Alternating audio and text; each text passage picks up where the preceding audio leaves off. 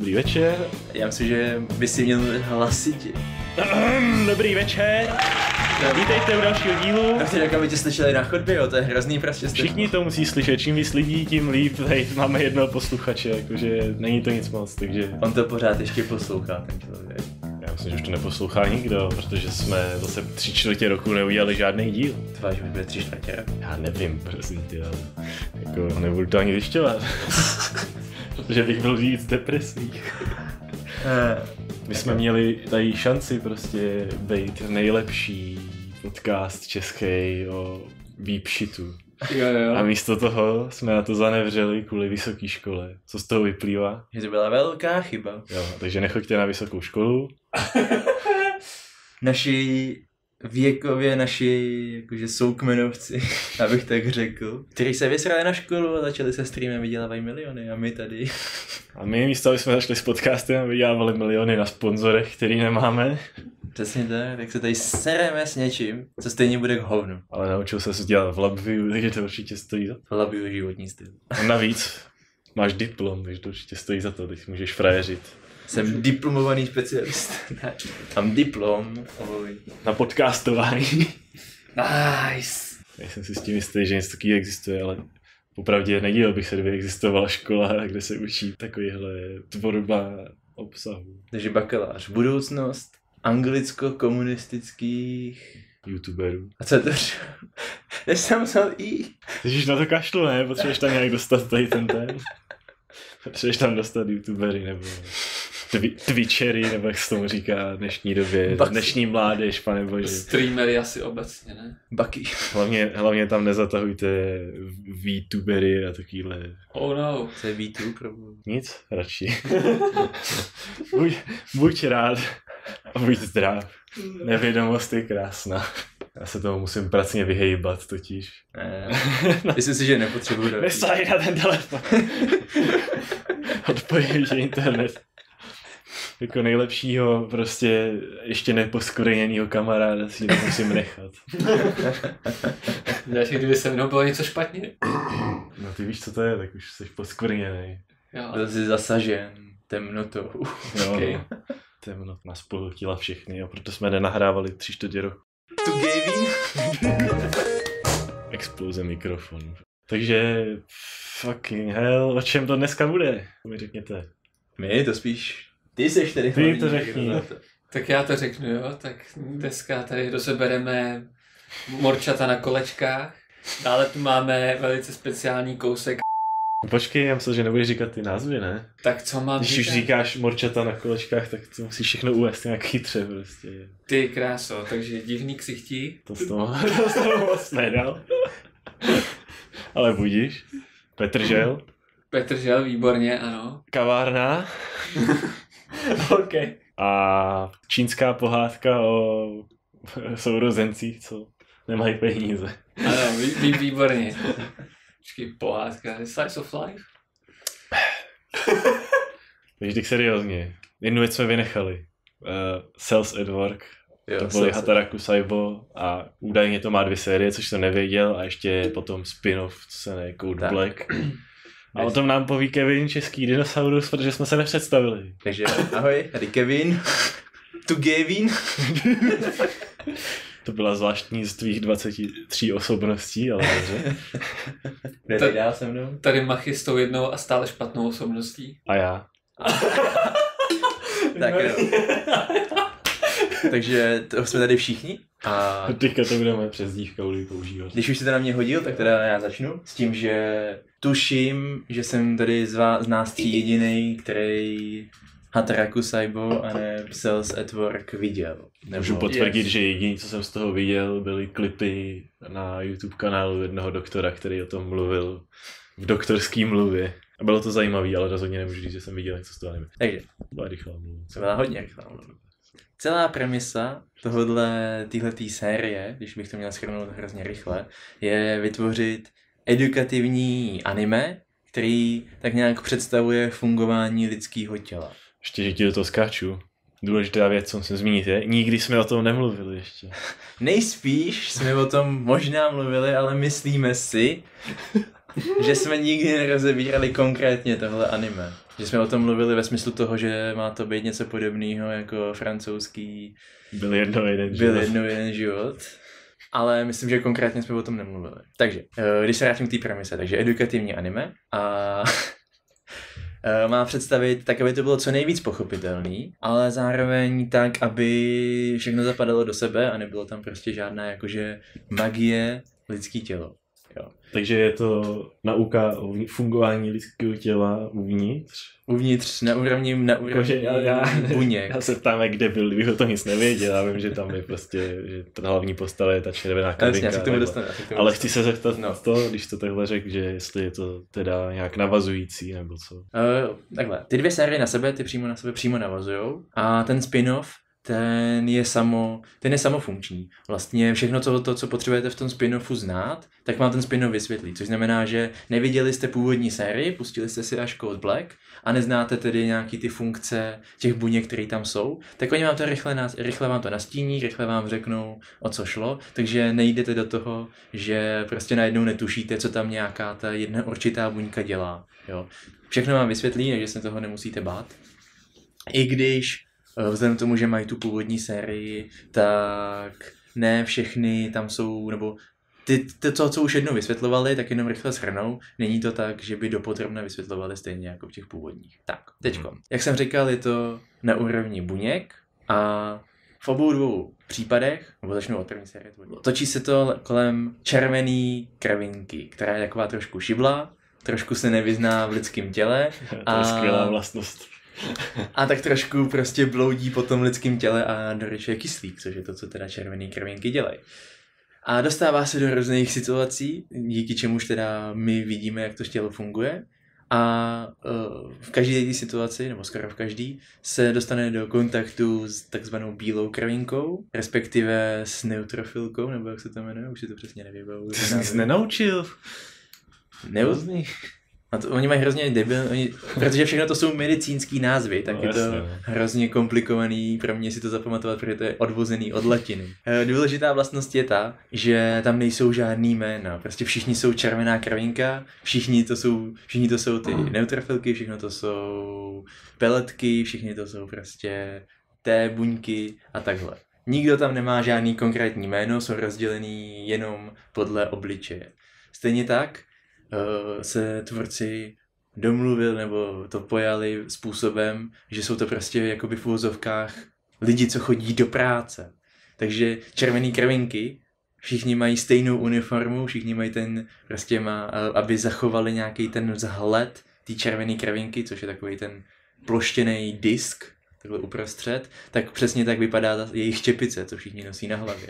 A vlastně u každý té buňky, kterou zpracovali, tak se celkem chytře pohráli s tím, aby dávalo nějak smysl to, proč je nakreslená tak, jak je nakreslená. Asi by se mělo zmínit to, že vypadají normálně jako lidi. No všichni jsou prostě antropomorfní. No všichni to jsou prostě lidi, jo. Ale mají na sobě oblečení anebo vzhled. To malí lidi uvnitř vás. Tak, jsou to malí lidi uvnitř vás. Ale všichni mají teda vzhled, který nějak má odpovídat nebo charakterizovat to, jak vlastně fungujou, jak vypadají. Třeba to, že bílá krvinka je naprosto bílá. Tak, ta základní bílá krvinka, tam neutrofilka, tak ta je kompletně bílá, takže vám hnedka dojde, o koho jde. Zase té lymfocyty, tak to je další část bílých krvinek a to jsou prostě takový armádní týpci, který mají prostě na čepici obří killer, aby všem prostě došlo, jo, že jdou prostě zabíjet. Tak. Že to nemají reální armádě. Já myslím, že když vidíš ty maskáče, tak ti to dojde. A nevíš, si jdou zabíjet. No, což teda, abych si nějak netočil se jenom kolem tady toho v tom anime, tak bych chtěl říct teda, že je to jedno z těch kratších anime, kde se to nesnažili nějak extrémně natahovat. Myslím, že to má nějakých 13 dílů, ta první série. Ta druhá série je snad jenom 6. A vždycky se to točí kolem nějaký té konkrétní situace. Například, že se zavleče Mengokok, zavleče se tam nějaká jiná nemoc a ukazují, jak fungují, nejenom to, jak funguje ten imunitní systém, ale zároveň i to, jak v tom imunitním systému fungují ty orgány. Třeba, že když člověk kašle nebo kejchá, takže vlastně to je způsob, jak vylučuje ty nežádoucí věci z těla. Tak. A tady v tom duchu se teda táhne celá první a druhá série, kdy je to v nějakým, není specifikovaný pohlaví, ale má to být nějaký prostě zdravý tělo, zdravou životosprávu, který se o sebe stará, má hodně vitamínů, hodně všeho, což znamená, že tělo funguje tak, jak má. Kdežto ten spin-off, Code Black, ten na tom trošku jinak. Ten ukazuje lidský tělo, jak funguje vlastně tak, jak to bohužel je hlavně v Japonsku, ale nejenom v Japonsku, prostě v dnešním světě, kdy všichni pospíchají, nemají čas se vyspat, pijou prostě hromadu kafe, alkoholu, přežírají se mekáče a podobných věcí a spolíhají se na to, že vlastně moderní medicína za ně všechno vyřeší, všechny problémy. A tam už je ukázané to, jak vlastně tady ten životní styl způsobuje nedostatek červených krvinek, což má za následek to, že srdce musí rychleji pumpovat, aby stihlo prostě dopravit kyslík do úplně všech organismů, zároveň organismů všech buněk, zároveň toho kyslíku zákonitě nestihnou doručit tolik, kolik potřebují, takže to způsobuje vypadávání vlasů a takový, protože to tělo automaticky odepisuje ty části těla, které nejsou tak důležitý. Plus teda ukazuje, že když se hromadí cholesterol a další věci, které ucpávají tepny, tak jak to může být až fatální. A vlastně celá ta série, celý ten Code Black je hrozně depresivní. Právě víceméně není to tak, že by, sice je to epizodicky, ale není to tak, že by si na konci epizody viděl nějaký zlepšení. Ve skutečnosti na konci té epizody tě jenom jakože ještě srazí níž, kde jsi ještě byl, a když už je nějaký náznak prostě vítězství, tak to sami schodí. Tak sní další burger z mekáč. No přesně. Je tam jedna celá série prostě o žaludečním vředu a o tom, jak tam prostě ty buňky bojujou, aby zachránili to tělo, aby prostě vyřešili ten žaludeční vřed. A vlastně je tam vidět, že to tělo je v takovém stavu, že bez té moderní medicíny by se neobešlo. Že vlastně v podstatě úplně jakýkoliv problém, který tam je, tak jim nakonec vyřeší nějaký lék. V původní sérii se o to postaralo to tělo samo. Prostě přišla bílá krvinka, pozabíjela je, vyvinuli si protilátky, přišel tam ten B lymfocyt, co tam prostě pustil ty protilátky, co se natrénoval, a bylo to v pohodě. Kromě jednoho dílu s alergií. Kdežto tady prostě je to díl od dílu, co se to jenom táhne níž a ten člověk, namísto toho, aby to bral jako nějaký varování, tak prostě do sebe hodí jednu pilulku a říká si, že to je dobrý. Když bych ještě chtěl říct teda, že jak ta první a druhá série teda si zachovali to, že hlavním hrdinou je červená krvinka, akorát, že změnili pohlaví, protože v tom Code Black jednak je to chlap, je tam přímo řečeno, jaký je to pohlaví toho těla, a za druhý se jim to hodí, aby vysvětlili fungování nějakých vnitřních orgánů, jako jsou ledviny, játra a tak podobně. Když bych to měl zhodnotit, tak podle mě, co se týče grafiky, tak je to moc hezky nakreslený, co se týče vysvětlení toho fungování, tak na úroveň toho, co člověk potřebuje znát, tak to podle mě bohatě stačí. Nevystudujete díky tomu medicínu, ale jsou tam hezký souvislosti, které určitě je dobrý znát. Ohledně těch dvou věcí se chci zeptat právě na věc, co mě zajímá, když si, jakože viděl jsem nějaký ty klipy z toho, že nevím, ale když si zmínil věci jako vypadávání vlasů prostě. Takže samozřejmě ty buňky nebo prostě ty postavy tady v tom případě jsou jakože stylizovaný prostě lidičky. Jo, tam... A i to celé tělo vevnitř je vlastně jakoby, prostě samozřejmě to nevypadá jako reálný, to by to bylo všechno jenom růžovej hnus, že jo. Takže mě zajímalo, jak tam třeba vypadalo, jestli to tam bylo vidět, to vypadávání vlasů a podobné věci. A oni to udělali chytře, oni neudělali, že ten vlas jakože je jedna buňka, protože není, ale udělali to, jakože tam je prostě zapuštěný ten vlas v té hlavě a o tu se prostě stará ta pracovní skupina buněk, jo. Takže zase jsou to jako v fotovkách lidi, co chodí do práce, jejich uniformou. Obstarává ten jeden vlas. Přesně tak, který se starají o ten jeden konkrétní vlas. Nosí takový vysoký čepičky, co vypadá trošku jako Ku Klux Klan, akorát jsou černý a nemají to přes obličej. nevím, takový kouzelnický klobouk, ale extrémně vysoký. Je to něco připomíná, teď nevím co, jak nosí nějaký, nevím, to z nějakého náboženství, nebo co, vlastně jaký ty super dlouhý špičatý šepice, to je přesně dozadu. To je přesně ono. A starají se o ten vlas, takže mu dávají ty živiny, je tam speciální oddíl lidí, který ten vlas barví, aby nebyl šedivej, jo? Což je tam taky jakože ukázaný, že prostě s tím stresem to nestíhají barvy, takže ten vlas šedne. Jo? A takový, no, je tam ukázaný i to, že se prostě rychle množí, takže je tam jakože ten nejdřív je tam jeden člověk a pak najednou se prostě ta buňka otočí, jo? Jakože na chvilku mimo kameru zpátky a najednou se tam namnožili prostě hromada těch buněk, protože se prostě hrozně rychle jakože v oblasti těla množí prostě vlasy. Množí vlasy. A zase i tukový buňky, tam jakože jsou tam obyčejný, jsou tam normálně buňky, co jsou jakoby civilisti, kteří doslova nic nedělají. Pak tam máš tukový buňky, což jsou tlustí civilisti, kteří nic nedělají.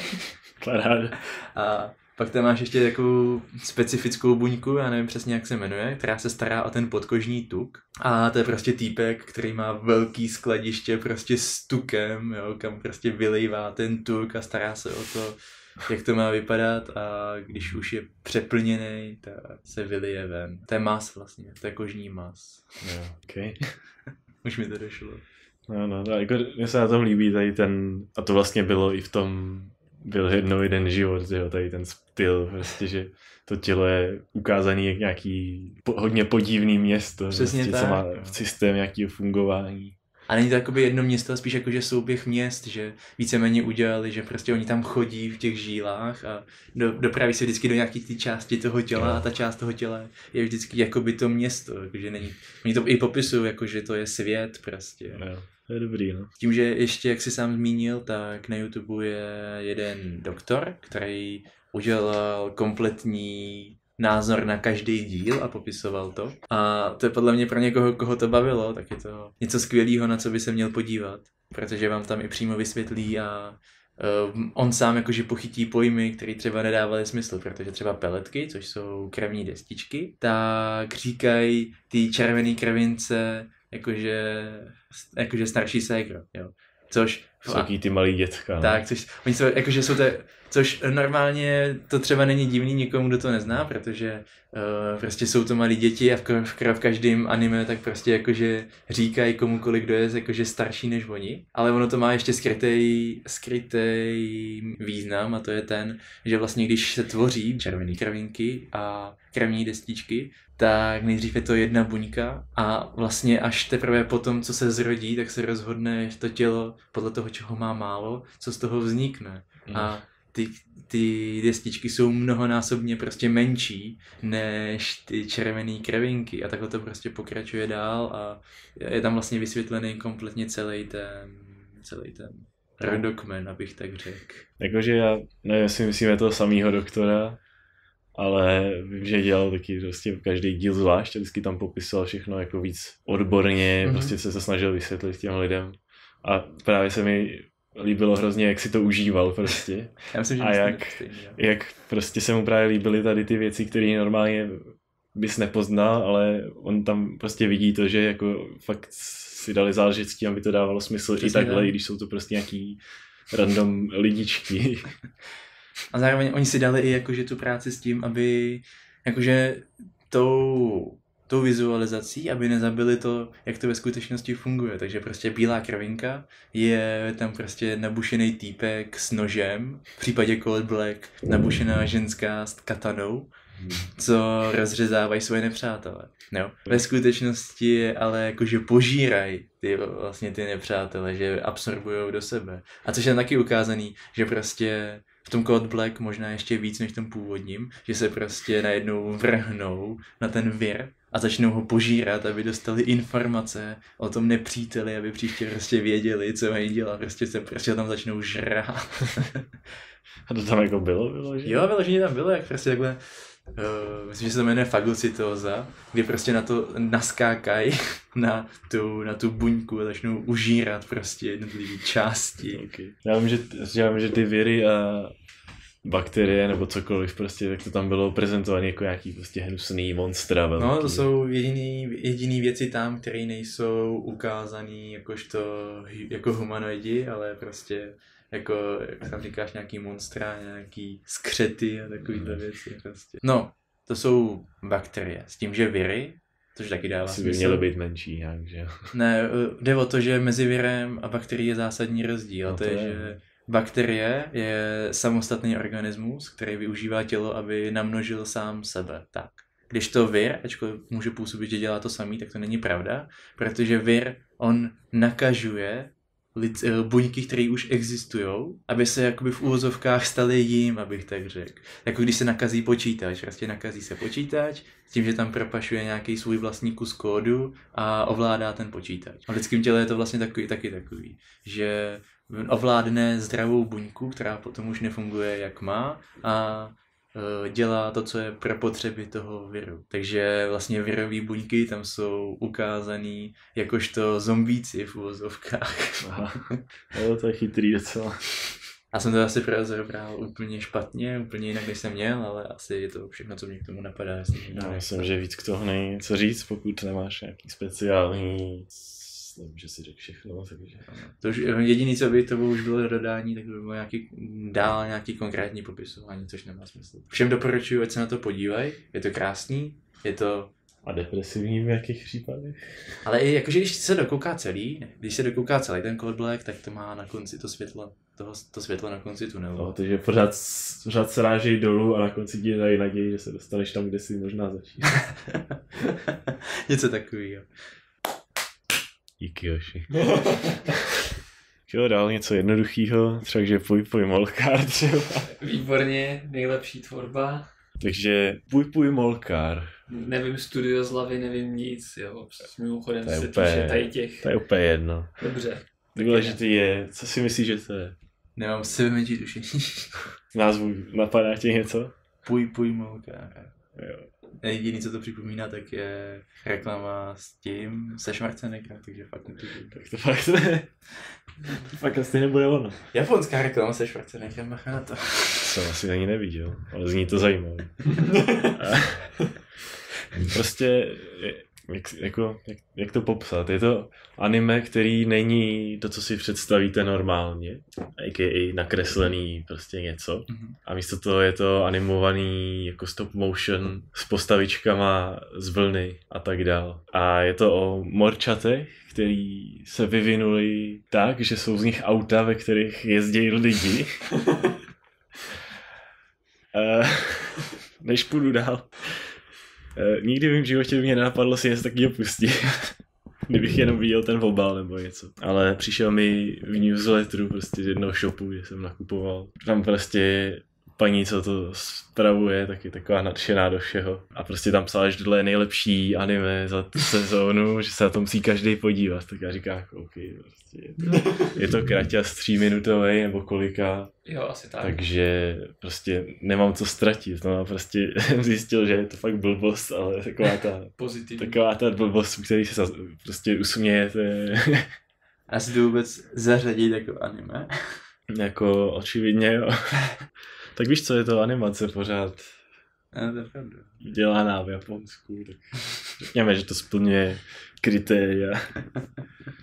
Ale je to, když teda jste začal tady to, jestli se to dá vůbec zařadit, tak abych dořekl o té animaci, prostě nejenom, že ty morčata jsou z vlny a jsou to auta, ale ty lidi, co v nich jezdějí, tak protože když je to má zvenku animovaný, tak je to prostě na nějakém setu, že jo, je to prostě vymodelovaný, je to natáčený reálně.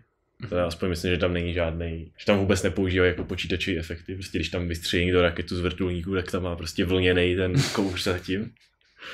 Ale je to prostě celý model reálnej a ty lidi jsou jako taky ty postavičky plastový, co prostě se nemůžou hejbat pořádně, jenom se tam prostě a když prostě lezou do toho auta, tak se prostě celá ta postavička zvedne, že jo, úplně se těma nohama napřed vrazí do toho okna.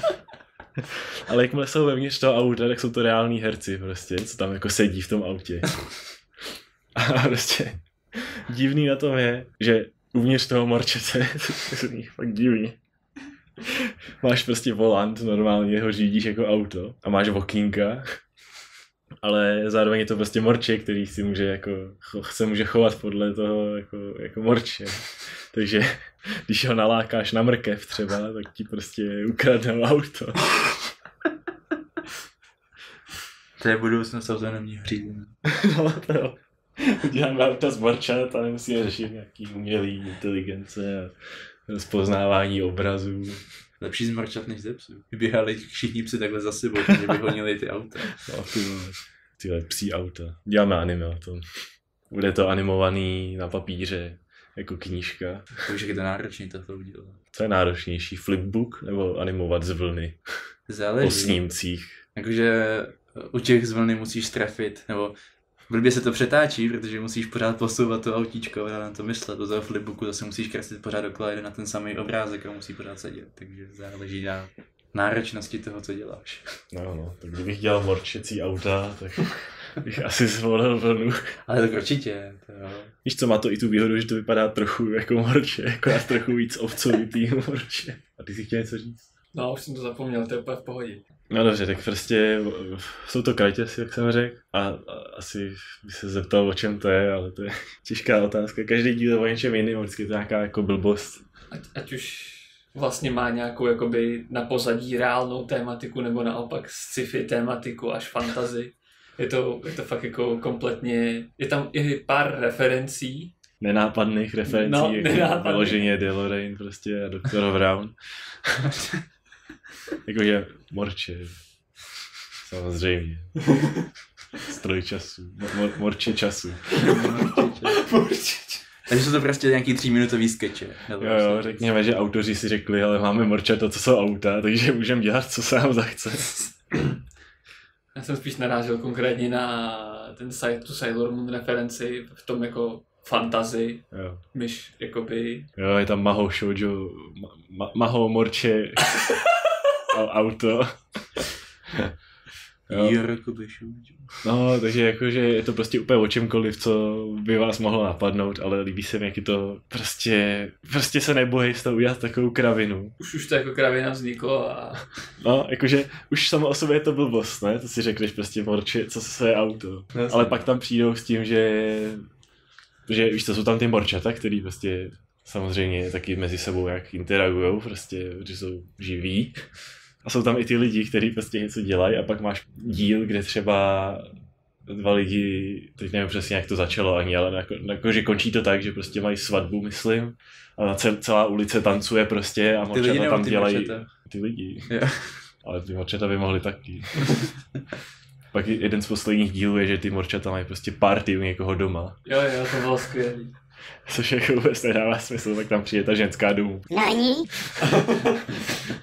No, a jako nevím, co bych tomu moc říkal, prostě kromě toho, že bych popsal, o čem je každý díl, protože je to prostě 3minutová blbost zvlněných morč. A kolik to má dílů? Myslím, že 12, já. 12 3minutových dílů. No. Je to prostě zblajzneš to za jedno odpoledne, když to takhle, my jsme to koukali, když se to vysílalo, takže to byl prostě jednou za týden 3minutový fun time. To bylo přesně to, co jsem chtěl říct, že jsme na to koukali jako pravidelní diváci, že na to jaká to bylo, tak jsme se na to fakt jako docela těšili, s čím přijdou prostě novin. Jo no, čistě protože nevíš prostě, o čem to pro boha může být dál. Na těchto epizodických jakože srandách, sketchích to jde.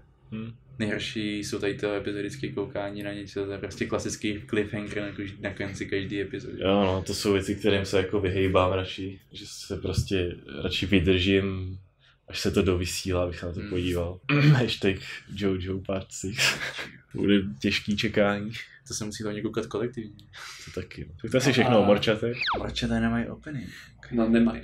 To je jenom takový ten title screen prostě jo. S ilustrací toho dílu, třeba u toho morčete časovýho, tam je prostě zezadu, jak tam má ty výpustí toho reaktoru.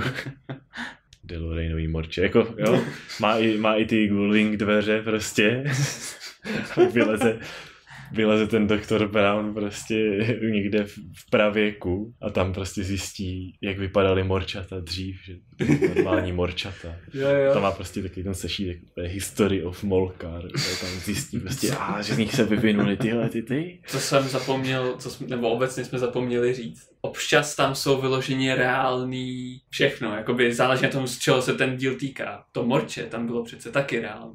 Tam bylo vyloženě živý morče. No, to původní morče tam bylo jako živý morče, prostě nebylo chlupatý z té vlny. Ale jako bylo to takový vtip v tom, že tam těm lidem dal, že na to morči dal nějaký svetr, nebo já nevím, a pak se vrátili do té přítomnosti, že ty auta byly ve svetru. To jsme trochu odbočili, ale stejně tam to už byl konec. Jo. A to můžu vystříhnout a dát to před to, tak to dává větší smysl. No, teď jsem chtěl říct, že jsme řekli všechno k těm morčatům, jestli půjdeme k něčemu dalšímu. Ještě jenom technická poznámka. Tvůj smích je intenzivnější než to tlesknutí. To víš, můj smích totiž přechází do jiných úrovní harmonických, to vytváří, No, jim se prostě vydá v jednu chvíli tolik toho smíchu, že se to znásobí ta vlna. Ty se to všechno sečte a zesílí. Nejenom to jsou prostě harmonický už z jiného univerza, tady to univerzum neumí správně kvantifikovat a tudíž vlastně se prostě pohybují v jiných. Ne, je to naprosto jednoduchý. Tvůj smích se prostě dostane do rezonance nějakým způsobem a zničí to všechno. No právě, kdyby to ničilo všechno, tak už tady nejste. Nejsme. No, mám už to nejsme. To je jenom v té představivosti, takže jsi další na řadě, můžeš povídat. No, takže... No, tak tady máš na výběr něco... Výborně, jsem taky zvědavý, co o tom budu říct. Sorry, machy. Bych jenom potřeboval oživit, který názvy jsou k jakýmu anime. Pane bože, tak... Jo, tak počkej, dobrý, vím, hnedka za první si vezmu. Což je Aniny Tsukeru Kusuri Wanai. Dáme si spoustu alternativních názvů, jelikož je to čínský původem. Neumím čínsky. Kvajbovo Gedaizo. Nádhera. V angličtině Please take my brother away. Takže je to taky vlastně další kraťas. Asi 5 minut a je to trošku delší. Já to úplně nevím, ale je to podle webového komiksu, takže je to prostě jaký epizod. Ty epizody jsou prostě jako kdybyste adaptovali prostě krátký komiks. No a má to víc sérií, asi 4. Momentálně 4 a doufám, že do budoucna mnohem víc. Jo, protože to bylo fakt prostě skvělý. Má to strašně chytlavý openingy, bych řekl, který teda vám úplně taky neřeknou, o co tam primárně jde, ale... Úžasně přišli, ale... Já nevím, mě úplně strašně bavil. Aspoň ten druhej teda. A takže teda jde o to, že 2 sourozenci bydlí spolu někde na bytě a jsou pořád chudí, nemají peníze, řeší nedostatek peněz. A... Takže hodně značně stylem musíme šetřit toaleťákem prostě, jak se opožeš ho vyrolovávat prostě a tak dál. Většina být špatný potom. No a právě, že ten bratr její, tak on právě, že si půjčuje na různých špatných místech a nechává zase platit své přátelé občas, nebo si prostě půjčuje jejich karty platební do jídelen a podobné věci. No a právě, že on dělá ty hovadiny s toaleťákem, že to prostě baví. A to je sestra, která chtěla původně studovat malířství, jestli si pamatuju dobře. No, jakože tam je to tak, že chtěla studovat umění a omylem si zapsala bojový umění místo tohohle umění. Takže ho tam za všechno úplně skopává doslova, prostě permanentně. Prostě většina dílů končí tak, že na něj prostě skočí a prostě ho jde zabít za to, co provede. Přesně tak. Ale je to spíš o tom prostě, že jsou na nějaký škole a je tam pár kamarádů, že jo. Jsou tam určitý, jak si tomuhle se líbí tady ta a tak dál. Ale je to prostě komedie v jádru, takže nikdy tak jako nevede úplně dál a místo toho z toho vznikají komediální prostě situace, že jo. A vždycky další díl začíná úplně samostatně? Nebo to má nějaký... Jo, skoro vždycky, no. Já myslím, že něco tam možná i trochu navazovalo. Jako oni tam mají nějakou tu částečnou návaznost, přesně to, jak vlastně no to samozřejmě, říkal, že to jako navazuje. Co jak říkal já, tak...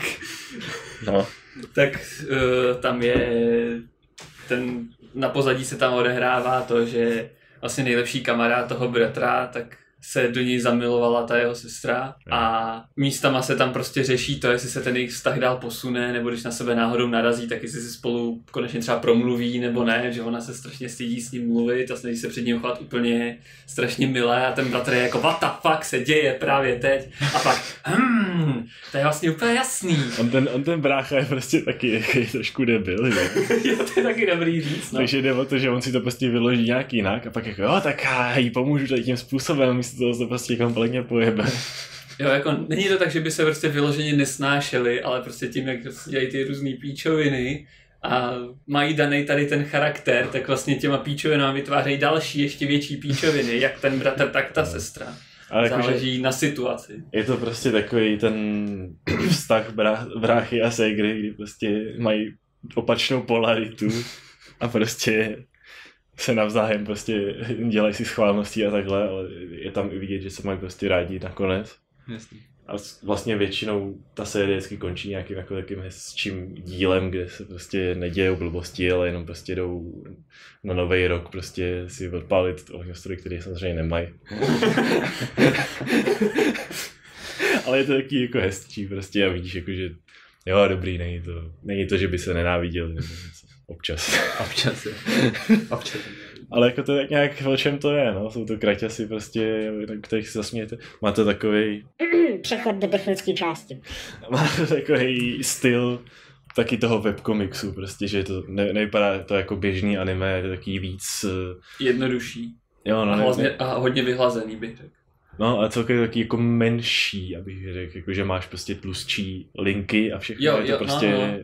míň detailní. A ta animace je taková, že to není animovaný jako po snímcích, jako bys, že normálně anime máš taky prostě, máš tam prostě počítačové efekty a takhle, co nejsou, ale normálně se to snaží mít ten malej, má to prostě 12 snímků za vteřinu plus minus a má to ten look prostě těch anime, zatímco tohle je animovaný vyloženě jako, ne nutně, ale je to prostě jaký, že se nic neděje, pak se tam přepne ta póza prostě, anebo někdo prostě z plynule vody, jak když jsi měl animace ve Flashi třeba prostě. Jasný. Ve staré době, to možná nějaký naši posluchači za 20 let, až tohle někdo najde v archivu nejhorších podcastů, nebudou vědět, co byl Flash, ale prostě nevím, čemu to líp přirovnat. Nebudou vědět, co byl starý Flash.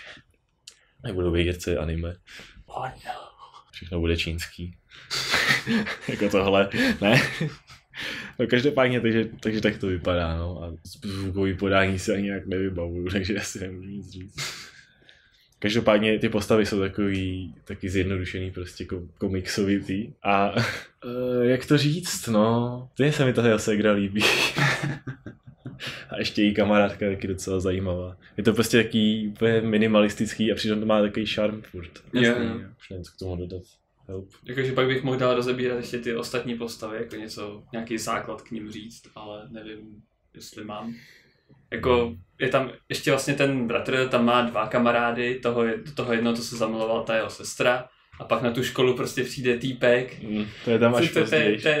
To je novej prostě pak přeložený student, který je z bohatší rodiny a prostě on se snaží schovat ten status. On prostě přišel na tu školu kvůli tomu, že prostě nechce chodit na školu pro ty snoby, že jo?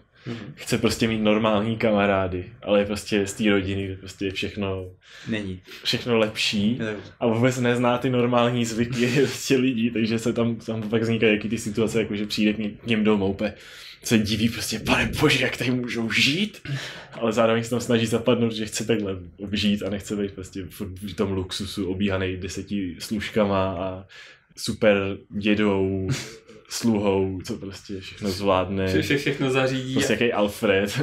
A kompletně tam vlastně zachraňuje, nebo jakoby z toho pohledu bohatý rodiny zachraňuje pro něj všechny situace. Ono je dobrý, že prostě postupem času, jak se vlastně přenese na tu jeho stranu, tak on pak prostě pomáhá, jako se snaží mu pomoct jako taky zapadnout, ne? Tam přijdou prostě, on jakože je pozve k sobě domů, ale samozřejmě nemůže pozvat do toho obřího baráku s něho, tak si prostě přes toho sluhu sežene nějaký úplně rozpadlej sklad prostě. Aby to vypadalo jako, že je chudej prostě, že to snaží celou dobu jim namluvit. A ty oni tam přijdou tam úplně, že jsou úplně pavouci v lejnížce, prostě úplně hrůza. A ten sluha tam leží na posteli, jakože je jeho umírající děda. A to jsem právě chtěl jakoby i říct, že ono to jakoby vlastně to prostředí pak i na ty ostatní, co tam jakoby přibyli, působí, jakoby mění je to vlastně ty charaktery částečně. Ten vlastně kamarád, co tam potom přišel z té rodiny, tak ten i chtěl být jakože jiný, jak vlastně si řekl. A ještě další osoby, co tam přibydou, tak na ty to začne působit, aniž by chtěli. Jako co? Jako jeho mladší bratr. Jo. Já jsem jakoby nevěděl, jestli tam rozebírat podrobně. Já nevím, jestli myslíš jako z té rodiny, nebo prostě ostatní postavy, jako paní předsedkyní, nebo... Jo, paní předsedkyni taky vlastně, na tu jsem úplně zapomněl, jak jsem mohl. Nevím, zase tak jako tolik tam nebyla. No nebyla, tak jako měla takový specifický charakter. Jak se mohl zapomenout? Jak se mohl zapomenout tu postavu, co tam skoro nebyla a nic skoro neřekla. Ne, ale všichni jsme jí měli rádi, protože si zasloužila prostě něco lepšího. Všechny postavy tam mají jako skvělý charakter a zapadají tam kam mají. Když se tím tak přemýšlím, tak já vůbec nevím, jak jsem tady k tomu přišel. Ale vím, že jsem si to prostě jednou pustil. A já jsem jenom přihlížel a pak už to bylo jasný. To prostě viděl jsem pár dílů, což uběhne hodně rychle a řekl jsem prostě jdem koukat na tohle, protože je to výborný. Ale ty říkáš, že to je epizodický a je to zase kratší, nebo to má normální dílku? Jo, je to krátký, no. Nevím teď přesně kolik minut, ale 4 minuty, přesně se strefil mezi. Bylo to trošku delší než Puj Molkár, protože to má nějaký vlastní opening, ending, tak minimálně o to je to natažený. A pak je to asi diskutabilní, jestli je to stejně dlouhý nebo ne. Síla přátelství a editačního softwaru Adobe Audition. To se neměl říkat, teď si budou lidi myslet, že mám legálně Audition. Což samozřejmě mám. No, to už jasný. Tak. To se bude na pravou míru, můžu si zataskačit. Exploze mikrofonu. Tak už prým nemáš 3 mikrofony. Každý tlesk ručíčí ubere jeden mikrofon. Oh jo. Já chodem vážně tam nejsem moc nahlas, mě to přijde divný. Ale tak o tebe. Vidíš tam... Vidíš ty špičky? To je, když jsi mluvil ty. To je spíš, když jsi se začal smát. Já jako chápu. Tak když jsme u toho cestování v čase, tak jediné, na co můžeme navázat, je Soremachi a to je problém velký. Dobře. Ale musíme to nějak zvládnout. Tak jo. To je prdeli. Mám říct ten úvod, co mě jako jediný napadl? Ne, protože tady to je takový... Já znám člověka, který to má v oblíbených anime. A je to člověk, který by ti o tom řekl prostě úplně všechno. Který režisér to režíroval a co ostatního režíroval a proč je to skvělý, protože umí přesně tady ten typ tohohle. A dělal to tady ty lidi a prostě dobrý je na tom tady ten filozofický tento noc. A to jsou všechno věci, které já buď nevím, anebo neumím říct. Ještě dím, co je to za žánr? Těžko říct. Ještě jenom point byl? Point byl, že kdyby jsem přizvat, nebo? No samozřejmě se nikdy nestane, protože nemá rád podcasty, jo? Ale tak to bude špatný. Aspoň myslím. Ale hlavně, kdyby ten člověk to slyšel, to, co tady budeme říkat, tak tam nás zabije. Jo, takhle, dobře, OK, rozumím. A to je prostě, to je něco, co mě vždycky děsilo. OK. Ale stejně bych o tom rád mluvil. Být zabít anime fandom. Ale strašně intenzivním gurmánem. Tak jo, to vynecháváme.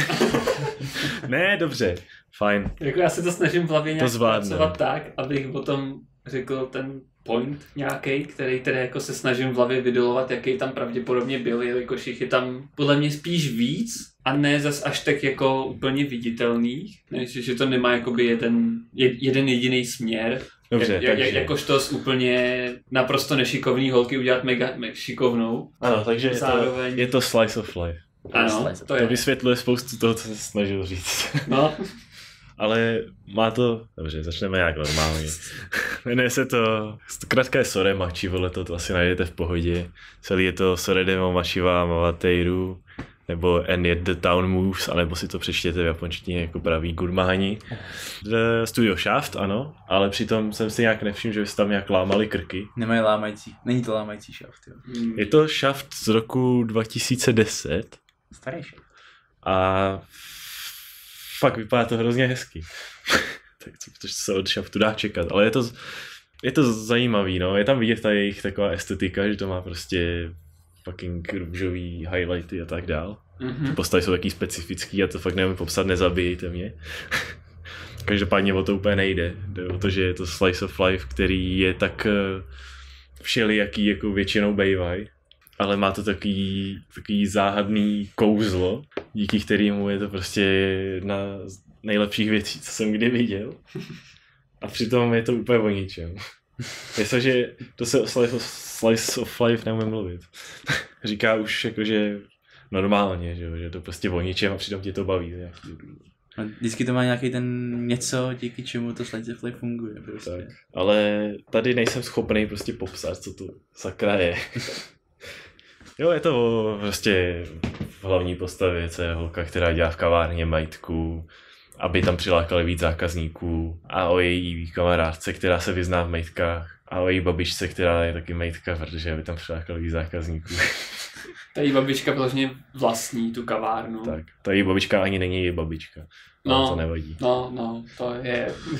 To není důležitý. Ano. Stejně jako všechno, co vám budu říkat, tak to není důležitý, protože je to slice of life vo všem možném. No, každopádně je tam víc postav, víc lidí ze školy, jejich učitel, který je naprosto na prášky z té hlavní postavy, což mi připomíná další anime, o kterém budeme asi mluvit. Aha.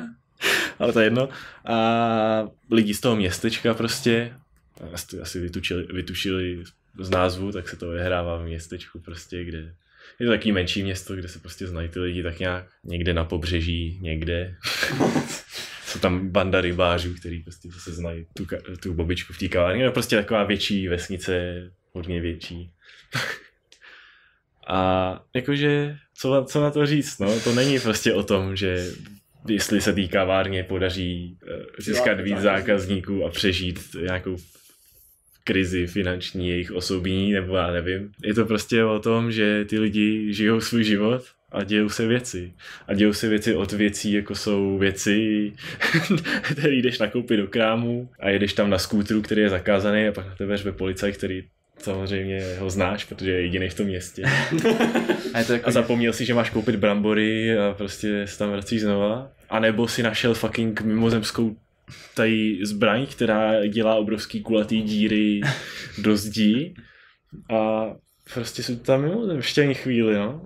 Takže zase je to epizodický, že se tam dějou nějaký příhody. No jo, ale ono je to úplně stejné jako tamto, hej. Epizodický, dějou se tam příhody, mají se tam lidi rádi.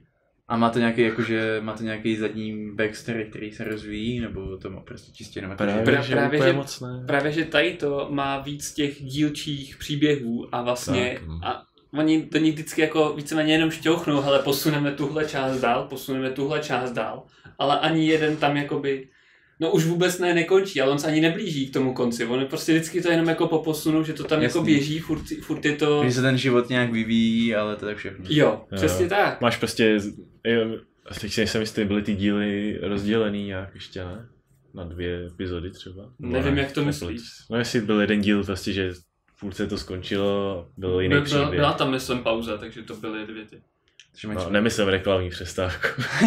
Jsem prostě 2 různý příběhy v jednom. Jo, takhle, 2 různý příběhy. Ano, reklamní přestávka je v každém anime, protože se dávají v televizi. Já myslím, že jste se teď ani trošku nepochopili. Ne, to došlo, protože jsem to zmínil. Co myslím a co ne. No. Ale já myslím, že to machy teď, že se ještě víc zmát.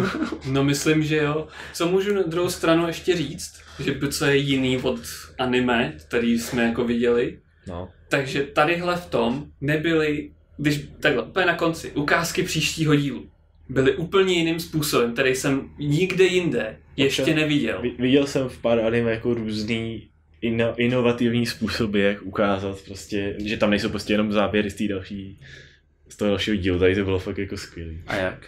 No tady běžně, nebo jakoby asi nejčastěji, prostě tam byly náhodné postavy v té kavárně a povídali si o něčem, co bude souviset s tou tématikou v tom příštím dílu. Aha.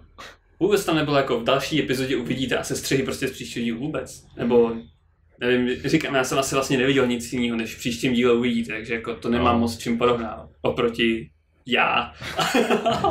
Až na to, že já si tak nevybavím jiný příklad, ale vím, že jsem viděl ještě jiný. No a já právě jako mi to přišlo úplně strašně gustý. Je to... Já viděl akorát ještě to, že prostě, že tam nebyly ty záběry, ale že to takoby tam přišel ten charakter té postavy, začal takový všechno na sobě předvádět, jakože jo, uvidíte tam brutální a teď to prostě popisoval, ale neukázali. Ono to vede třeba tím, že nemají ty záběry hotový. No třeba. No nevím, ale to je jenom jedna z věcí, co je na tom prostě, já nevím, možná je to tím režisérem, který ho nevím pořád, to mohl si přečíst, když jsem to zmínil, třeba je to důležitý. Prostě Akio Kishimbo režíroval spoustu věcí, jako třeba Monogatari, pokud vím. Fate Extra. Madoka. Je to jasný.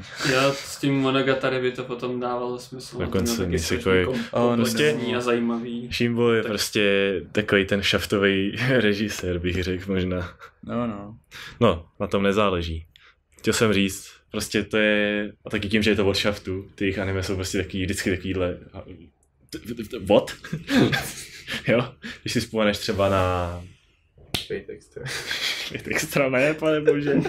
Já víš, co myslím, tu holku modrovlasou fucking teta v lednici. No jasně. No. A já jsem spíš myslel toto. Ten Gourmet Gear. Jo, na to jsme se furt nepodívali. Koukali jsme na to, ne? Ne. To je přece Shokugeki no Hentai. Jo, no. No, tak to mě taky zajímá. No ale to, co jsem chtěl říct, prostě to je souvisí s těma náhledama na ten další díl, jak je to celý takový zvláštní, jo, že třeba prostě z ničeho nic tam záběr na tuhle věc, nevím, jak se to jmenuje. Nycteroites prochonoides viverinus. Psík mívalovitý. Tanuki. Řekne nějakou věc, co vůbec nesouvisí s ničím, anebo jsem jenom málo filozof. Pak řekne poko. A to tam prostě takový vstup, pár vteřinovej, mezi scénama. A už jsem si vzpomněl, kde se tam bral ten poko. To jsem docela dobře napodobil ten hlas, doufám, že to ty 3 mikrofony zabehali. A to jsem hrdý. To jo. A to vlastně častokrát měnilo i tu scenérii, kam se potom přenáší divák.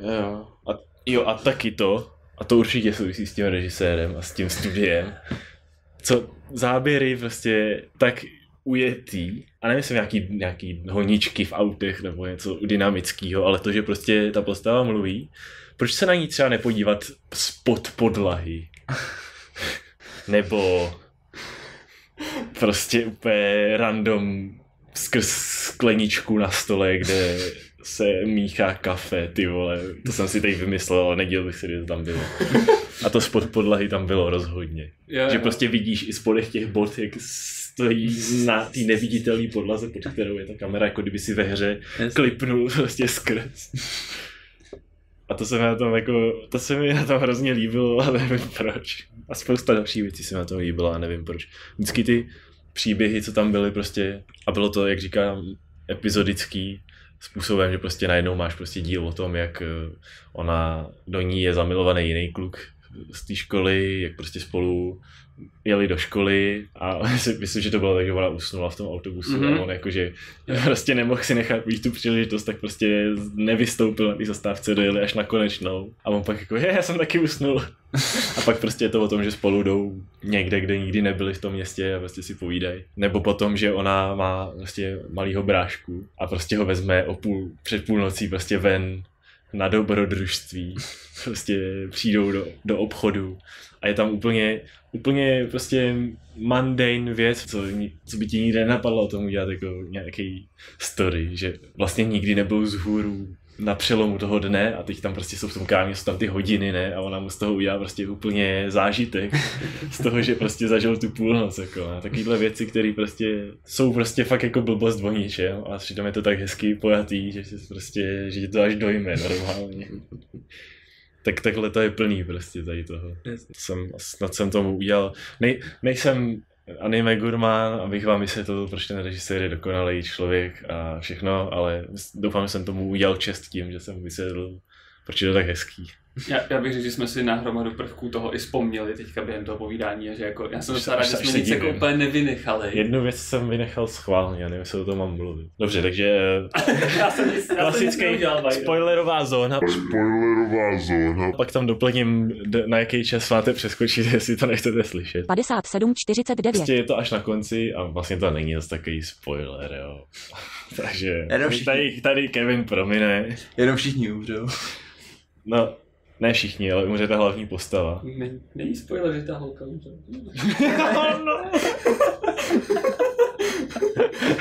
No, tak tady není spoiler, že ta holka umře. Je, ale nevadí. Už jsem to řekl. Ten spoiler je, že to napíše SMS-ku. Nebojde. Ne, takže ona se snaží jakoby, to s tím ani nesouvisí v podstatě, ona chce se dostat do nějakého, že je prostě contest o tom, kdo udělá nějaký komiks, že ho vezmou prostě na nějakou serializaci, prostě do nějakého toho magazínu. Což je taky jedna z věcí, co tam běží, jakoby už delší dobu, není to vlastně až někde na konci, ale už díl se tam snaží, probírá se tam svýma starýma sketchema a snaží se udělat vlastně nějakou lepší animaci než dřív. No nevím, jestli dělá animaci. Teda animaci, no. To je jedno sračky dál. No prostě jednoho dne jako se těší domů, že prostě měl přijít ten dopis s tím výsledkem, tak prostě najde v té schránce, že to neudělala a je to prostě v šoku a zajede jí nákladák, co tam prostě, ne že jí vyloženě přejede, prostě jí strefí, ale prostě je v nemocnici v kómatu, myslím. Jo. Neudělal jste zkoušku. Ale to tam nevidíš jako přímo, ty tam vidíš to, že ona prostě přijde do nebe a je to udělané tak jako, že jí tam prostě vyzvedne nějaký týpek, prostě nějaký ten anděl, je to prostě týpek v obleku. Vezme jí sebou a prostě jí vysvětluje, jako co to pro ní znamená, že prostě se asi neprobere už. Přijde tam do nějaký herny prostě opět, vidíš, tady si můžeš prostě hrát, co chceš a takovýhle. A máš tam prostě takový ten, jak se to jmenuje, takový ten blbost, kde dáš tu minci a pak se můžeš podívat tím, ale není to jako dalekohled, ale prostě koukáš do něčeho, ne? Takový ten koukač. Jo, nás vím, no. Nevím, jestli to má nějaký název, koukač to nebude.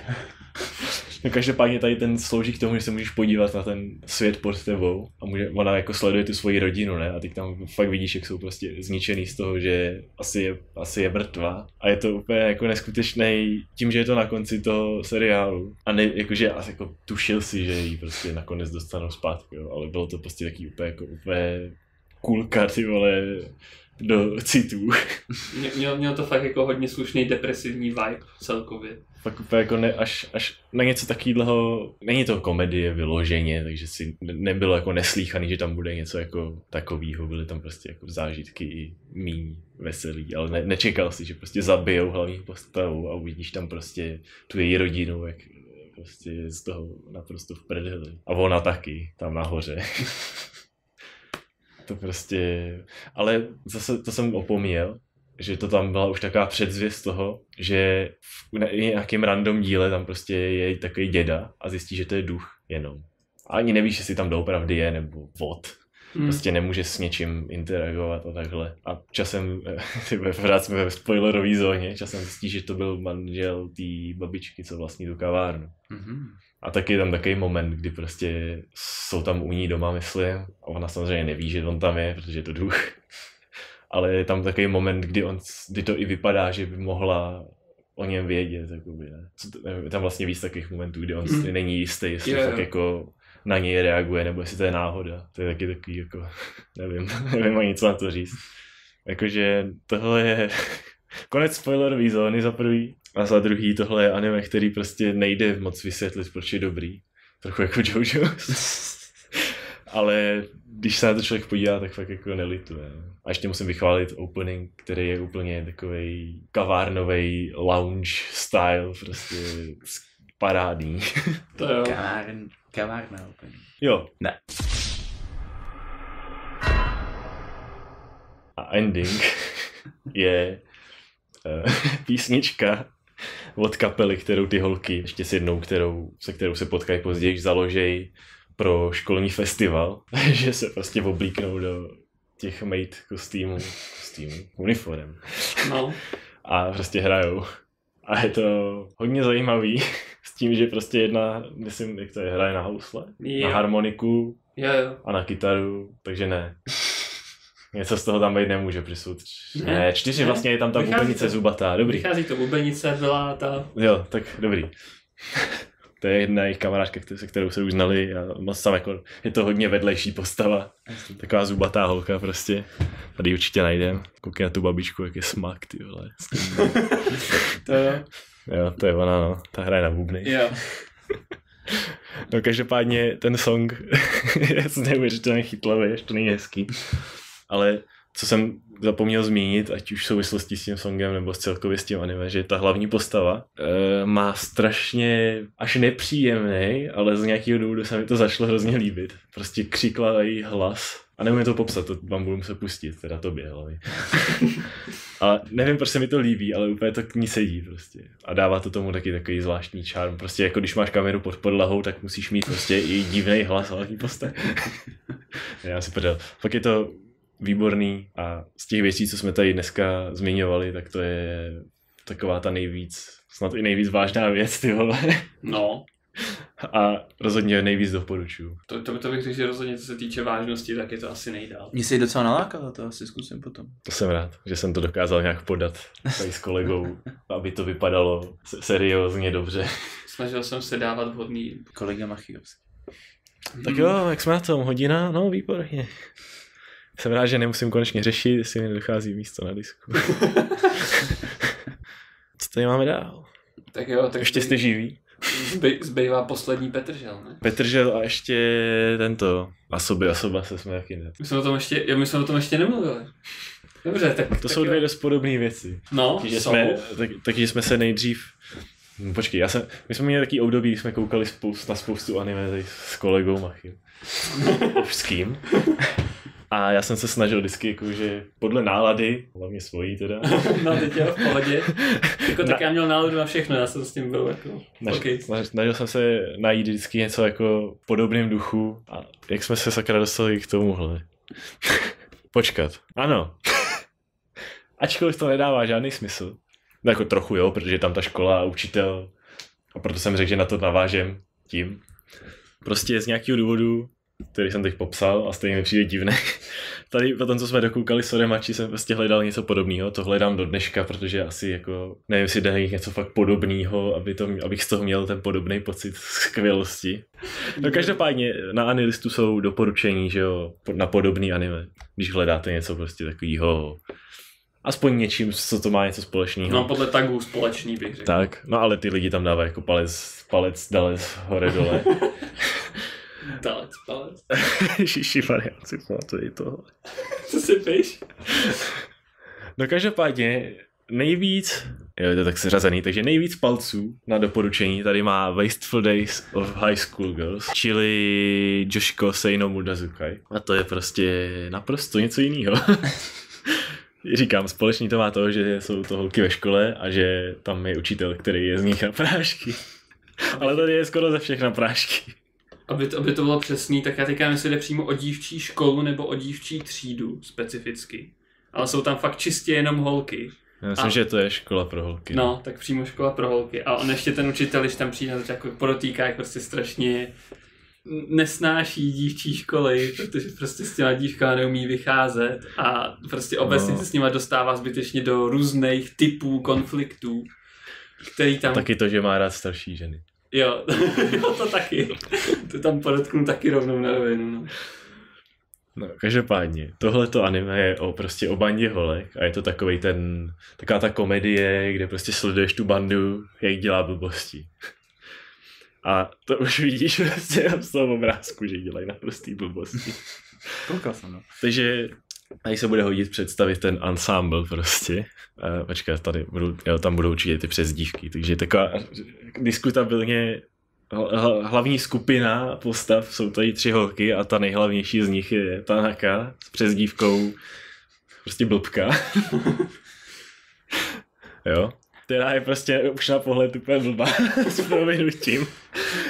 Taková ta šílená prostě, co prostě vymyslí plnou blbost, jakože jmenují něco. Obecně cokoliv válení se na zemi v game centru, protože prostě nechtěla odejít prostě. Tak. A nebo že musí sehnat jednu specifickou sušenku a prostě půjde do druhého města, když ji tam nemají.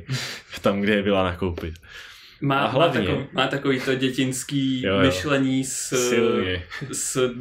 a má takový to myšlení, musím dělat na schvály spoustě lidí. S dospělýma možnostma, jsem tě říct, ne s dospělým jednáním. Jakože prostě, hele, můžu, už prostě mě to nikdo nezadrží, jak můžu udělat každou píčovinu, co mě napadne. A jo, má takovou tu osobnost, jakože tak, a teď si budu dělat. nejdu pryč. Jo, přesně.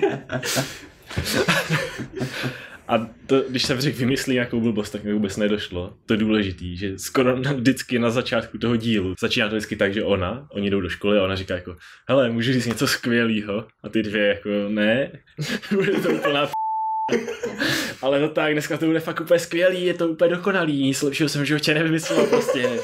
A ona jako, no tak dobře, a pak řekne úplnou a tak vždycky začíná ta epizoda, která potom je nejspíš úplně něčem jiným. Další z trojice je Akane, která má přezdívku Ota, protože je otaku. A ta prostě má oblíbenýho producenta prostě Vocaloid hudby. A to nebudeme dál rozebírat, protože spoilery. To by byly spoilery. Když jsem to tak nějak prozradil možná. Protože tam není moc možností, jak to vysvětlit jinak. Když řeknu spoilery. V pohodě, prostě jsou to spoilery a když se nebudeme dál rozebírat, bude to v pohodě. Ok, no a myslím, že kreslí komiksy, ne? Jakože když se kreslí prostě nějaký fucking... Tak je to teďka v tuhletu chvíli zrovna další osoba, kdo kreslí komiksy. Prostě nějaký BL, no. Jo, klasická žena v anime prostě. Každá, která je otaku, tak zároveň zbožňuje BL. Tak jako nejsme jiný, že jo? Taky mám všichni rádi BL. A trošku... Já s tím zásadní název yaoi. A trošku ironicky zrovna, když jakoby je se svýma kamarádkama podobně, tak si vlastně nedává na svým vzhledu a podobných věcech úplně záležet. Ale když třeba potom měla tu možnost setkat s tím producentem nebo obecně se jde interpretovat víc mezi lidi, tak se jako umí dost jako vizuálně přeměnit a vypadala jako... Umí se dobře oblíknout a nalíčit, jinak řečeno. No, jako jo. Dobře, držím hubu. Ale prostě v anime se vizuálně přemění. Ale já v anime oceňuju vždycky, když prostě holka nahodí make-up a ty ten rozdíl můžeš vidět. Jo, protože to je, občas to prostě není o ničem jiným, než že jí udělají červenější tváře a tím to končí. Jo. Tak, třetí do party. Shiori. Nikdo jí tak neříkal, takže Saginomiya.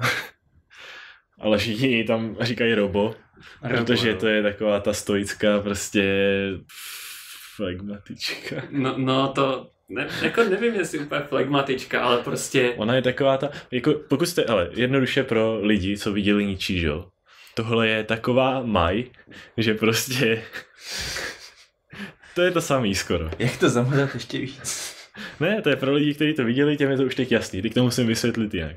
Je to prostě taková ta postava, co je úplně tichá, vypadá, že jí vůbec nic nezajímá, mluví tím hlasem jako nezaujatým a všechno. Tak bez vlastně intonací, takovým tím jedna hloubka a všechno dobře. Monotónně. Není to tolik Mai, protože nedělá tolik na schvály.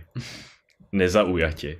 Ale pořád je to taková ta holka, co prostě vypadá naprosto nezaujatě a pak stejně udělá něco, co všechno změní. Není to tak, že by jako byla prostě bez emocí a vyloženě se stranila lidí nebo podobně, ale nemá prostě ten expression jakýkoliv, když něco prostě dělá nebo plánuje, nebo prostě na ní není vidět jakýkoliv změna emocí. Tak. Že vlastně ani... A přesně proto jí říkají Robo. Jo. Tak. A pak ty ostatní charaktery prolítnou trochu rychlejš, ale jsou taky velice důležitý. Tady ty tři jsou jaká ta parta, prostě, co jsou vždycky ve škole, prostě spolu u lavice, víš co známe ze školy. Já jsem do školy nechodil. Sorry, tak to nemůžeš tušit, o čem se tady bavíme a o čem něco jí to anime, ale nevadí.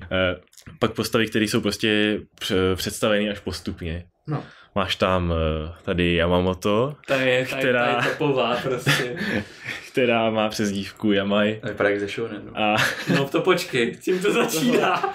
Pro lidi, kteří viděli, nevím jak se to jmenuje, Ale je tam ta Rika holka s tou páskou přes oko a pan Dark Flame Master. Chunibyo. No, samozřejmě Chunibyo je ten archetyp, co je tahle postava, a tak se tomu říká, ale myslím, že to má delší název. Ne, no Chunibyo Demo Kogashitai. No, děkujeme. No. archiv názvů plnej. Tak tohle je Chunibyo, naprosto dokonalá, která prostě známe ze Steins Gate organizaci. Ale ona tam prostě úplně, ty situace s ní jsou úplně dokonalý. Ona prostě místo studia v té škole, ne že by jako do té školy nešla, ale ona prostě cestu do školy chodí po stromech, víceméně přelejzá prostě ze stromu na strom, že nemůže jít po zemi.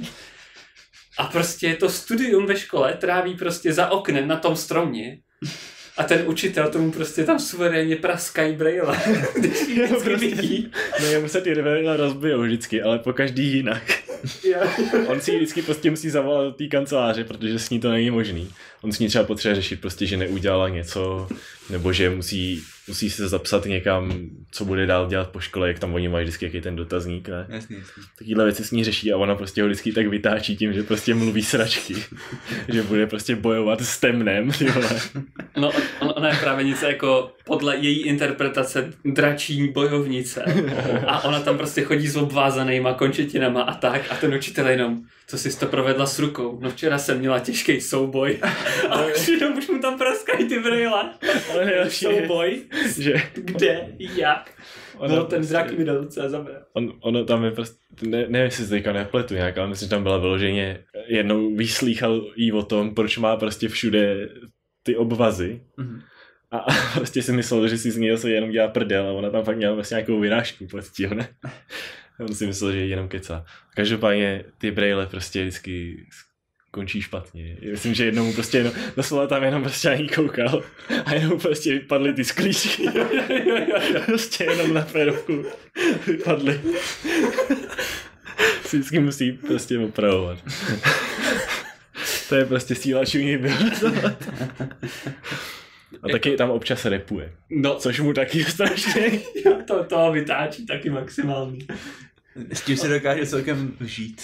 Ona je prostě takovej ten druhej typ holek, ale fakt úplně exemplární příklad, který ho naprosto úplně rozjebávají.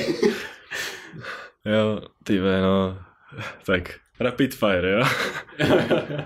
Tady Majime, jmenuje se Ninome normálně, taková dost normální holka, umí se dobře učit, trochu vypadá jako kluk, takže jsou do ní zamilovaný jistý lidi.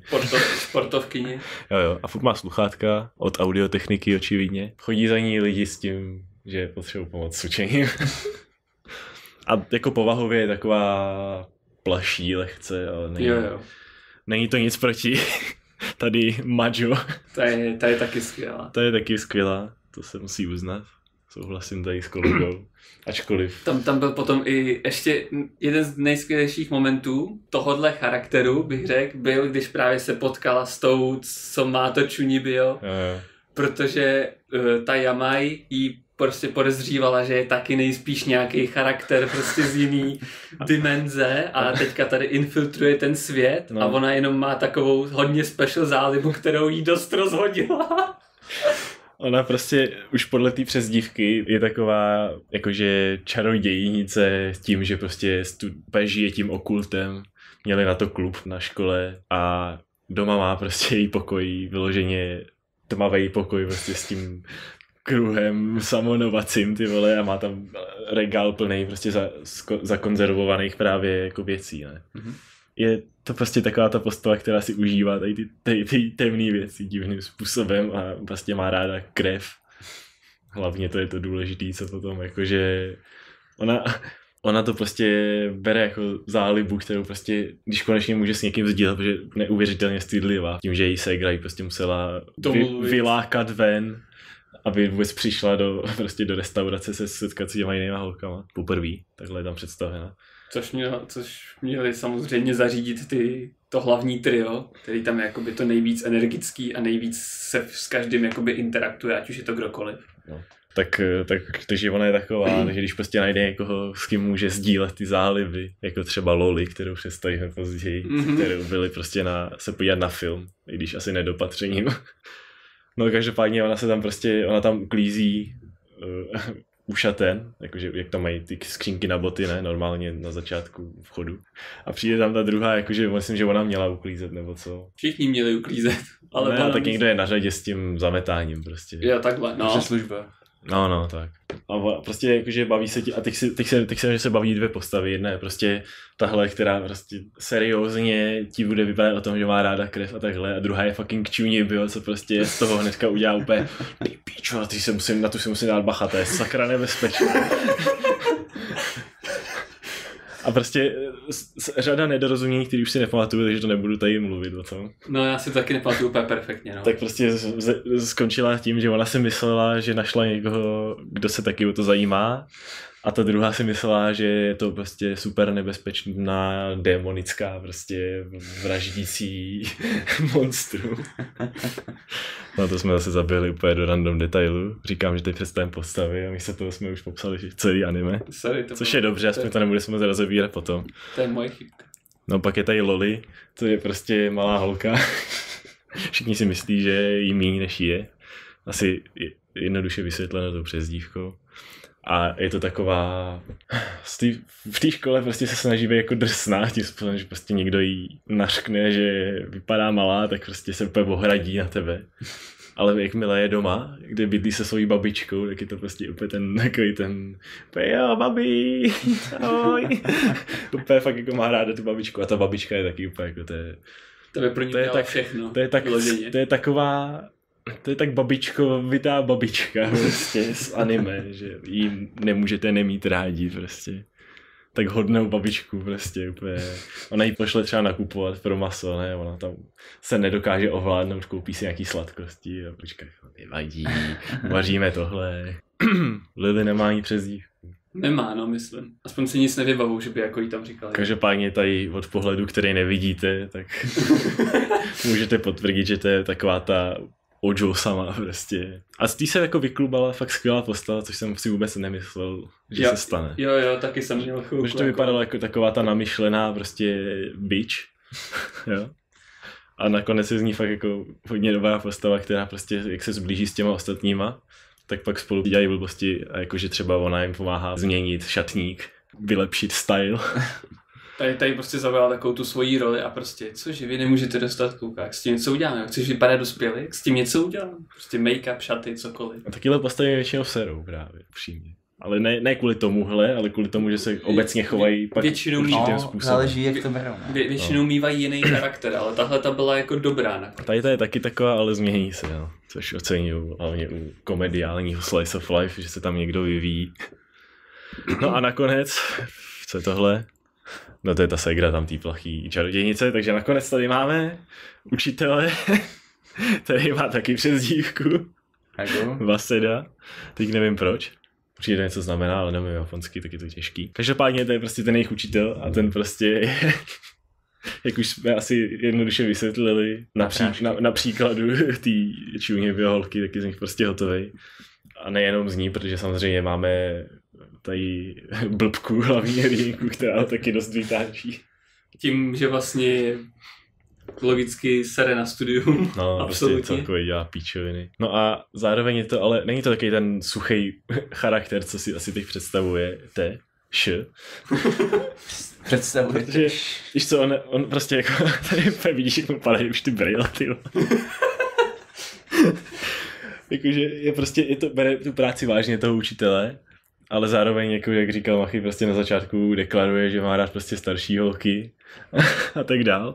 A je to takový tichý troll, prostě není to ta Robo, ale je tam třeba situace, kdy oni, to je jedna věc, na kterou si vzpomínám, takže jestli to blbý příklad, tak sorry, ale prostě je tam taková ta deska, do které můžeš strčit hlavu a vyfotit se, ne, vypadáš jako zvíře. Mm-hmm. A oni se tam prostě zaseknou, myslím, že 2 nebo 3, asi 2, prostě v takový ty větší. No. A prostě nemůžou z toho vylézt ven, tak se prostě jdou, zaseklí v tom, jdou prostě po městě až do té školy. A tam prostě jde ten učitel zrovna ze školy a úplně jako, prostě s nějakou blbou poznámku hodí suchou. A prostě bys čekal, že je prostě vytáhne ven, ale on nejdřív si je tam postaví a udělá si s nima selfiečko. S tím, že oni mají prostě těla žirafy a něčeho, toho kartonu, že? Takže tak. No a vlastně jsme tím jednoduše, já věděl, že to byl dobrý tah, popsat ty postavy. Popsal je úplně celý anime. Tím jsme vlastně vysvětlili, proč je to dobrý. Tak. Prostě je to slice of life komedie, kde se dělají blbosti tady s těma postavama. Nemá cenu dál vysvětlovat ty další příběhy. No, ale nemá to vlastně na pozadí žádný jako dlouho táhnoucí příběh. Je to strašně individuální díl od dílu. Až na takový ty návaznosti, to jsou jasný. No. A to, že jí tam na konci se snaží dostat zpátky do školy, místo toho by dělala v kravíně, nebo však nevím. Jo, přesně tak. No a ještě bych chtěl zmínit teda technických pár detailů, že je to docela nový, ne? Jo, 2019 to vyšlo. A má to takovou tu moderní grafiku, takovou ne až tak úžasnou, ale líbí se mi ten art style, líbí se mi ten styl těch postav. Z nějakého důvodu je to takový hodně jednoduchý, ale pěkný. Ne, to jsem to chtěl, no grafiku, to jsem řekl. Je to v pohodě. Samozřejmě úměrník anime je stejný jeblej i opening. No já tam jsem se chtěl dostat. Sorry! Ti nemyslím, že jsem to zkazil, ale že není to, nevím jak to popsat, ten opening je prostě, na začátku jsme si oba řekli to samý. To je blbost, to už nebudu chtít poslouchat. Ale to je tak dobrý song, ty vole, že si to chci pustit hned teď. Taky nám to hodně vylepšilo to, že se někdo pokoušel udělat real life adaptaci. Tak, ten opening celý je totiž tak, no celý není, tak. Je tam část, kde vyloženě je to, jako kdyby ty postavy dělali stop motion animaci sami s sebou. Že prostě máš nafocený fotky a prostě se tam jako random hejbou na židlích a celou dobu se to posouvá prostě po chodníku, jako u té školy je to úplně jako parádní. A pak to všechno předtím jsou prostě jenom takové fotky z té školy. Až na to, že nevíš, že to nemá cenu bez ní, takže to pauzím. Tu jsme rovno. Aha. No, takže ten opening je úplně parádní. A já navazuju na to, co jsem řekl předtím naprosto perfektně, žádná pauza nebyla. A prostě, jak říkal Machy, někdo udělal prostě živou verzi toho, tím, že prostě napodobili každou tu fotku, co je tam ta koláž na začátku, ta prezentace a potom i tu stop motion část, což jako respektuju. No, to je asi všechno. To bylo... A prostě se to nějak časem stalo chytlavější a chytlavější, no, ten opening. Takový profesionální navázání. Ale tady to, co mi líbí, jak to tam bylo líbí, je takový zajímavý, že se tam kombinuje animace a ten, jak si řekl, stop motion. No a každopádně to je všechno o tomhletom. Bylo to velice blízko ke konci, než byl podcast hrubě přerušen. Viď?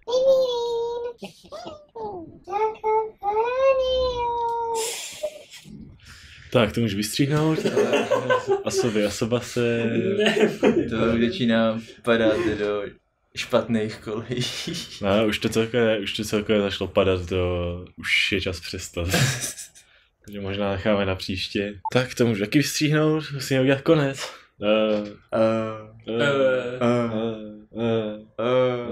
Čus. Ne, počkej, musíš to odůvodnit. Že jsme chtěli mluvit o Asobě a Sobase, co je dost podobný jistým způsobem tady tomu. Ale protože jsme se inspirovali u všech týdenně vysílaných anime, tak tohle bude fucking cliffhanger až do konce prázdnin, nebo já nevím. Musíš v tom případě začít nějak jakože načíst nějaký velký plot a v tu chvíli to přerušit. Aha, tak se nejdřív rozlučte. Uvidíme se příště. Takže doufáme, že co nejdřív zase mě uslyšíte, já vás ne. Jo, tak to funguje, ale můžete nám napsat komentář na iTunes třeba. Jo, no, to můžete kdykoliv. Já jsem chtěl ještě na závěr říct, že samozřejmě nás hodně podporujte, že jsme byli zvoleni tamhle, nebo vybráni do... Ano, stejně jako každý podcast, co existuje v Česku, jsme se mohli pokoušet o titul podcast trochu. Což samozřejmě není reálný. Samozřejmě to byl joke, ale já jsem si prostě chtěl tady to vybrat jako můj závěr. Už jsem to plánoval, než jsem vlastně začal. podcastroku.jimir.com Jestli něco takového, to bude odkaz na popisku. Žádný popisek, není.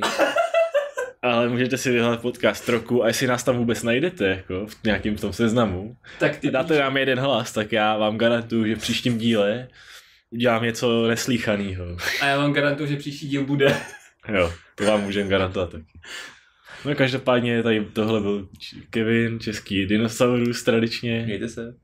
Machy. Český student. Asi, a já český já. A Vidíme se příště. Takže Asoby Asobase. Je to o 3 holkách, které přijdou do školy.